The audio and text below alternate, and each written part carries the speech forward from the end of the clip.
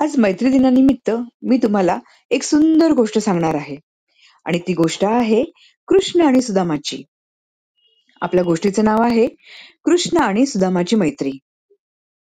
सुदामा आणि कृष्ण लहानपणापासूनच एकत्र गुरुकुलात शिकत होते. दोघेही खूप चांगले मित्र. सुदामा गरीब होता, पण मनाने खूप उदार.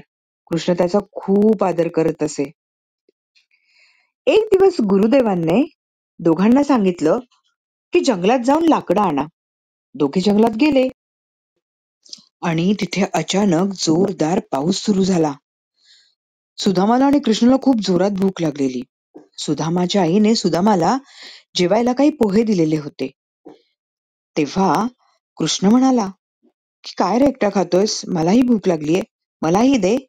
तेव्हा मात्र सुदामाला थोडीशी लाज वाटली, पण त्याने शेवटी आपले पोहे कृष्णाला दिले. असेच दोघे मोठे होत गेले आणि कृष्ण हा द्वारकेचा राजा झाला. पण सुदामा मात्र गरीब तो गरीबच राहिला.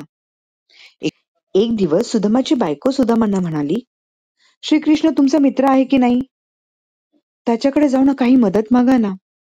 तो नक्की तुमची मदत करेल आणि आपल्या परिस्थितीची जाणीव करेल. पण सुदामा मात्र ऐकायला तयार नाही.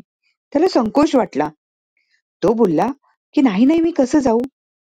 पण बायकोच्या हट्टापुढे त्याचं काही चालेना. शेवटी बायकोने दिलेली पोह्यांची पिशवी घेऊन हातात सुदामा निघाला द्वारकेला. सुदामा द्वारकेला पोहोचला तेव्हा कृष्णाने त्याला बघितलं. कृष्ण धावत धावत आला आणि त्याला कडकडून मिठी मारली. माझ्या सुदामा, मित्रा, तू इतक्या वर्षांनी आलास. कसा आहेस तू? दोघांच्याही डोळ्यात अश्रू होते. आणि मग काय, कृष्णाने त्याला चांगलं महिनाभर ठेवलं त्याच्याजवळ. त्याची भरपूर सेवा केली. त्याचे पाय धुतले, त्याला न्हाऊ घातलं, खाऊ घातलं. सुदामाची मात्र हिंमत नाही झाली कृष्णाला आपल्या परिस्थितीबद्दल सांगायची. पण कृष्ण तो कृष्ण. कृष्णाने सगळं त्याच्या मनातलं जाणलेलं होतं आणि त्याच्या झोपडीचा राजवाडा बनवला. सुदामा जेव्हा घरी आला तेव्हा बघतो तर काय, त्याची पूर्ण परिस्थिती बदललेली होती. त्याच्या घरात धन धान्य होतं.